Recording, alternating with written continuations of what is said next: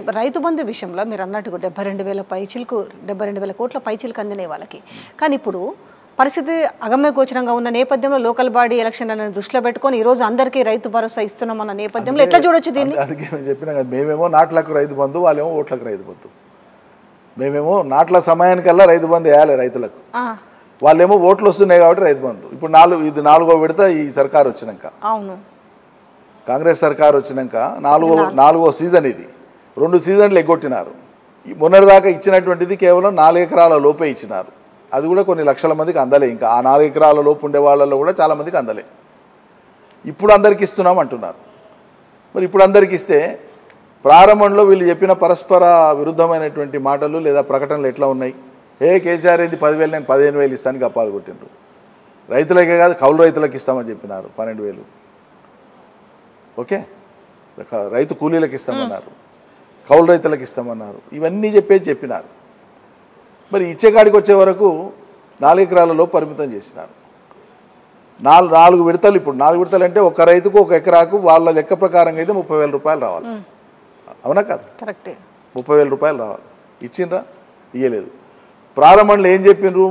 ప్రభుత్వం ఏర్పడిన మొదటి నెలలనే గత ప్రభుత్వంలో కొండలు గుట్టలకు కూడా ఇచ్చినారు, రాళ్ళు రప్పలకు ఇచ్చినారు, రోడ్లకు ఇచ్చినారు. ఇవన్నీ మేము వెరిఫై చేసి తీసేసి పక్కా ప్రణాళిక ప్రకారంగా శిశు చేసేటోళ్ళకే ఇస్తామన్నారు.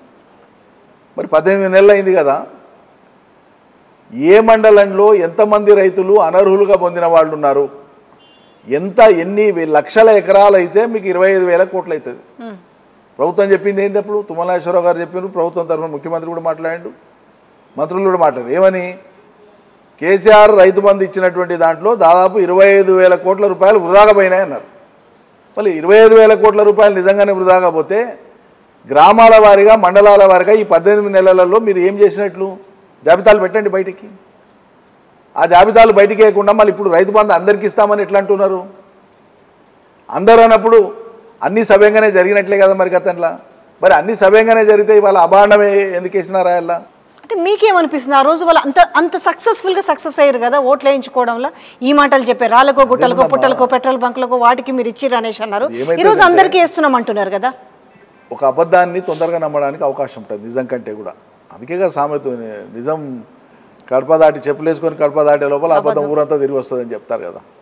ఎప్పుడైనా సరే అది దానికి ఆ తప్పుకు కానీ అబద్ధానికి కానీ ఆ వైబ్రెన్స్ ఎక్కువ ఉంటుంది, దానికి ఆ ప్రకంపనలు ఎక్కువ ఉంటాయి, తొందరగా ఆకర్షిస్తుంది. మీరు అన్నట్టుగా 4వ రైతు భరోసా సరే బంధుని కాస్త వాళ్ళు భరోసా చేసిరు కదా. సో 3 అంటే నత్తనడకని సాగింది. 4వది అందరికి వేస్తామంటారు. That local body elections.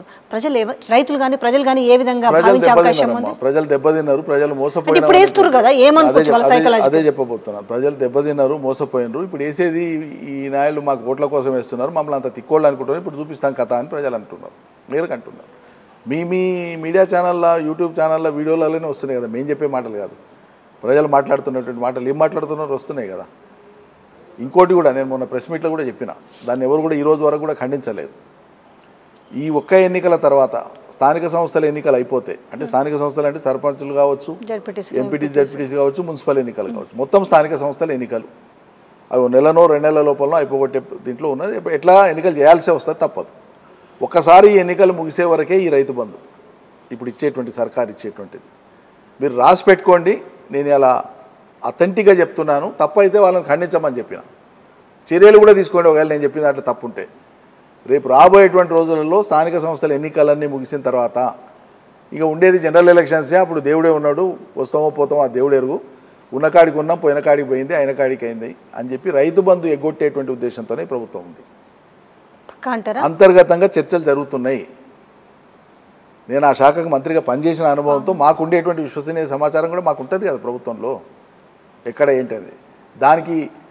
దానికి ప్రత్యామ్నాయంగా ఇప్పుడు ఏదైతే బోనస్ అనేటువంటి విధానం పెట్టినారో, అందరికీ ఇవ్వకుండా కొందరికే ఇచ్చి బోనస్ అనే ఒక ఫీలింగ్ కల్పిస్తున్నారో, రేపు ఈ బోనస్ను మేము చిత్తశుద్ధిగా అందరికీ ఇస్తామని నమ్మబలికి బోనస్ పైసలు అయితే మీకు రైతు బంధు కంటే ఎక్కువ అవుతాయి అనేటువంటి ఆశ కల్పించి రైతు బంధుని ఎగ్గొట్టేటువంటి దుర్మార్గపు ఆలోచనలో ప్రభుత్వం ఉన్నట్లు మాకు సమాచారం ఉంది. సో రైతు ఇది బోనస్ ని బుల్డేజ్ చేసే అవకాశం ఉంది, వాళ్ళు టోటల్ గా అదే ఇస్తామని చెప్పి.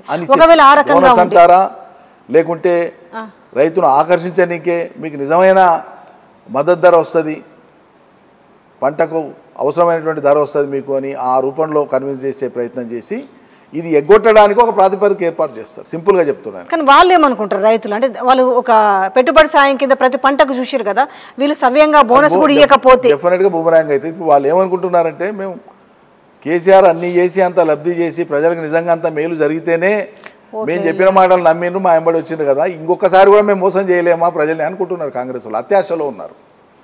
కానీ ప్రజలు ఏమనుకుంటున్నారంటే మేము నమ్మొద్దు అనుకోయింటివి కానీ ఏమో నమ్మి చెడిపోతేమి ఇప్పుడు కానీ నమ్మితే జీవితంలో ఇక మేము తరతరాలు బాగుపడం రా దేవుడా అని ప్రజలు అనుకుంటున్నారు.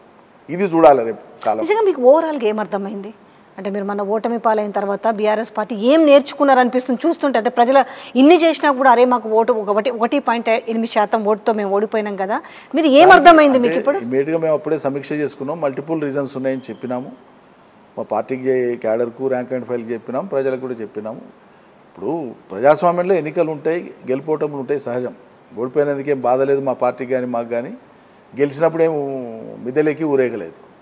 విషయం ఏంటంటే ఒక గాడిన బడి 10 ఏళ్ళు నడిచింది, ఇంకొక టర్మ్ బాగా సజావుగా పరిపాలన జరిగితే కుదురుకున్నటువంటి రాష్ట్రం ఇంకొంచెం మెరుగ్గా కుదురుకుంటుంది. చాలా రంగాలలో మొదటి స్థానానికి చేరుకున్న తెలంగాణ ఇంకా బలపడతారు మన తెలంగాణ ప్రజలు అనేటువంటి ఒక విశ్వాసం మీద మేము ఉంటిమి. సరే ప్రజలు ఆశపడ్డారు. దీనికి మల్టిపుల్ రీజన్స్ ఉంటాయమ్మా. ఇప్పుడు సమాజ చైతన్యాన్ని బట్టి ఉంటుంది ఎప్పుడు కూడా మనం విశ్లేషించుకుంటే. చాలామంది సామాజిక శాస్త్రవేత్తలు కూడా విశ్లేషించారు ఈ అంశాన్ని.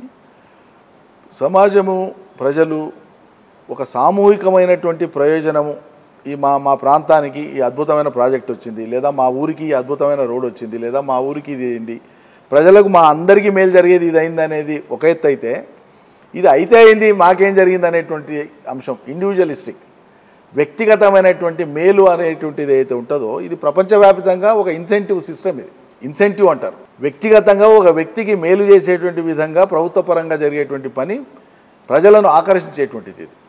దీని మీద చాలా పెద్ద థియరీ డెవలప్ అయింది.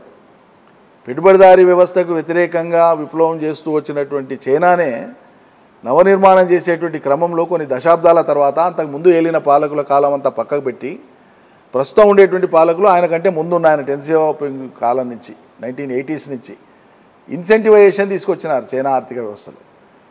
అంటే మీరు చేసేటువంటి పని కాక అదనంగా చేసి లేదా ఈ పని చేసి లేదా మీరు ఇది చేస్తే మీకు ఇది అదనపు ఆకర్షణ అనేటువంటి విధానం తీసుకొచ్చినారు.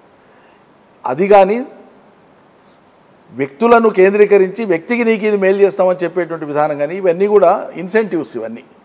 కాబట్టి ఈ కాలము ఈ యుగమే సమాజ చైతన్యంలో సమాజ హితం కంటే కూడా వ్యక్తికి నాకు మేలు జరుగుతుందా లేదా అనేటువంటి ఒక కోణం ఎక్కువ ఉంది. పేదరికం ఉన్నప్పుడు తప్పకుండా పేదల్ని ఆదుకోవాలి. సంక్షేమ రాజ్యం మనది, రాజ్యాంగపరంగానే సంక్షేమ రాజ్యం, శ్రేయోరాజ్యం. కానీ ఆ పేదరికం అంతముందే విధంగా పేదరికం నుంచి బయటపడేటువంటి విధంగా మీ విధానాలు ఉండాలి, మీ అభివృద్ధి కార్యక్రమాలు ఉండాలి. ఏళ్ళంతకాలం నేను ఇదే చేసుకుంటూ పోతా అంటే మరి అభివృద్ధి కావద్దా? స్వతంత్రంగా నిలవద్దా వాళ్ళ కాలం మీద? సో ఆ దిశగా అడుగులు వేసేటువంటి క్రమంలో తప్పకుండా ప్రజలకు కొంత గ్యాప్ వస్తుంది. మీరు అనుకున్న పేస్లో మీరు అనుకున్నటువంటి ఆ వేగంలో ప్రజలు ఒక్కోసారి అందుకోకపోవచ్చు. వ్యక్తిగతంగా మాకు ఇది బాగుంది కదా అనుకోవచ్చు. అందుకే 10,000 కాడ 15,000 వస్తాయంటే నమ్మిండ్రు కదా. ఇప్పుడు రైతులు అదే చెప్తారు. అదొకటే కాకుండా మీ హయాంలో చేసిన వాటిని ఈరోజు ఆ ఫలాలు అందుతున్నాయి. ఒక చెట్టు పెట్టిన తర్వాత ఆ పెట్టిన వాడే కాకుండా దాని తర్వాత తరతరాలు తింటుంటారు. కానీ ఈరోజు ఇది మా క్రెడిట్ అని చెప్పుకుంటున్న నేపథ్యంలో ప్రజలు దీన్ని ఏ విధంగా నమ్మే అవకాశం ఉంటుంది? ఈరోజు మన వండిన వరి కావచ్చు, లేకపోతే కరెంటు విషయంలో కావచ్చు, ఉద్యోగాల విషయంలో కావచ్చు. పొరపాటు జరిగిండవచ్చు కానీ ప్రజలు తెలియక పొరపాటు చేయలేదు, తెలిసే చేశారు. ప్రజలు అమాయకులయ్యి వాళ్ళకు దాని మీద స్పృహ లేక అవగాహన లేక లేదా పొరపాటు చేయలేదు. తప్పన నేను అవగాహన వాళ్ళది. ఇప్పుడు వాళ్ళు ఏంటంటే రియలైజ్ అయినరు. మీరు నన్ను నమ్మినరండి, మీరు నన్ను నమ్మడం మీ మంచితనం, నేను మోసం చేయడం అనేటువంటిది ఏదైతే ఉందో అది నా దుర్మార్గం. ఆ క్లారిటీ ప్రజలకు ఉంది. ఇప్పుడు మేము నమ్మినాం వాడు నెత్తిన తట్టెడేరిగింది కదా చాలే అబ్బా అనుకుంటున్నారు మనసులో. వాళ్ళ మూట భాషలో చెప్పాలంటే ఇంకా నా మళ్ళా రాని సంగతి చూస్తాం కానీ అన్నట్లు ఉన్నారు.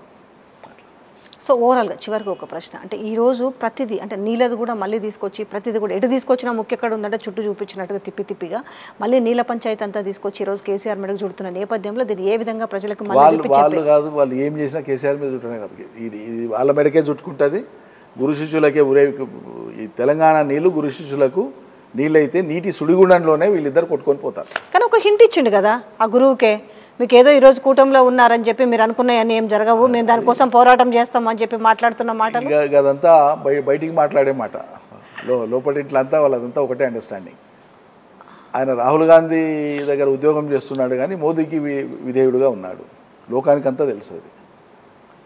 మోదీ విధేయుడుగా ఉంటూ రాహుల్ గాంధీ దగ్గర ఉద్యోగం చేస్తున్నాడు. కాబట్టి చంద్రబాబు నాయుడు యొక్క ప్రయోజనానికి గండిగొట్టే విధంగా ఈయన ఏదో విరోచితంగా పోరాటం చేస్తాడు, తెలంగాణ హక్కుల పరిరక్షణ కోసం కూడా హక్కులే తెలియని పరిరక్షణ ఏం చేస్తాడు. సో రేపు నీటి హక్కుల కోసం ఎప్పుడు బయటకు రాబోతున్నారు పెద్దసారి కానీ అంతా కూడా ఎప్పుడు? ఒక ప్రత్యేక కార్యాచరణ తొందరలోనే, బహుశా ఈ వారం 10 రోజుల్లో ప్రత్యేక సమావేశం ఉంటుంది.